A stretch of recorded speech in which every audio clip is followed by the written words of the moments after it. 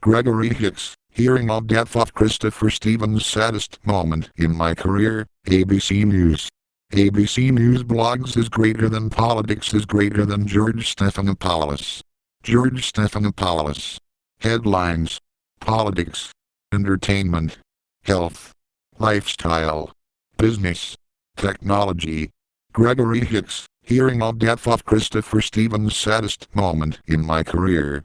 Email STYLT equals display. None CLASS equals share comment count discuss underscore count DITLT equals post and view comments DATA dash DISQUS dash IDENTIFIDR equals 857,818 http://agnews.go.com/blog/politics/b equals 857,818 inches is greater than smaller font text larger text vertical bracket print.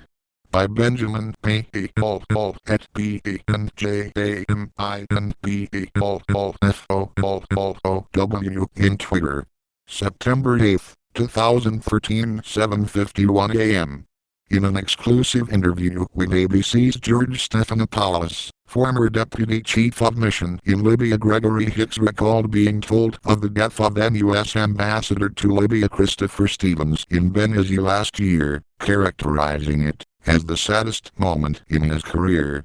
Hicks and Dash, who had a brief phone conversation only hours before with Stevens, before the line went dead and Dash was informed of his death by Libya's Prime Minister.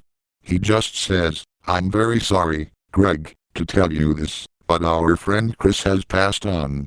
I think those were his words.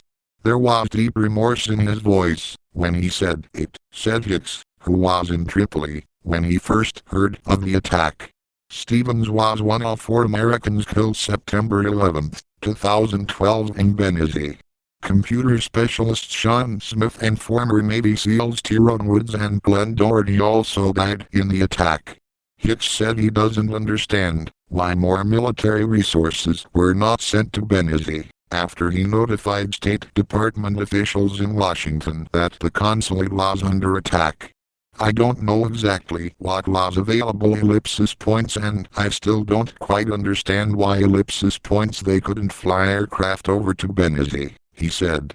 "When I was a kid, I grew up watching Western movies points the cavalry always came," Hicks said in an interview taped Friday for This Week. U.S. military officials have said there was no way to respond in time to help, but Hicks said he expected more. Chips Amadavilla/Getty Images. "I just thought that they would come," he said. Hicks also told Stephanopoulos it may have been possible to save 2 of the men killed.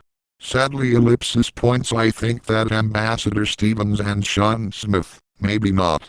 Ty left square bracket Woods right square bracket and Glenn left square bracket Doherty right square bracket, of course, were killed in the mortar attacks that took place 8 hours after the initial attack points it's possible they could have been saved, I think," Hicks said, referring to the 2 former Navy SEALs working as CIA contractors in Libya.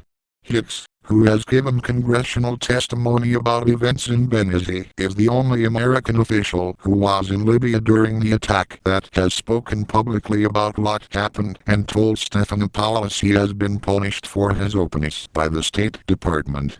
"I don't know why I was shunned aside, put in a closet, if you will," he said. Asked for a response that can be read in full below, a spokesman said the State Department has not punished Mr. Hicks in any way and that the circumstances that led to his departure from Libya was entirely unrelated to any statements he may have made relating to the attack in Benghazi. You can read State Department spokesman Alec Gerlach's full statement to ABC News below in bold italics. Finally, Hicks told Stephanopoulos how those who died that night in Benghazi can be honored. "We can't forget them, and we need to make sure that those people who are going out points into the world in our behalf have the tools that they need and the resources they need to do the job that they've been asked to do for the people of the United States," Hicks said.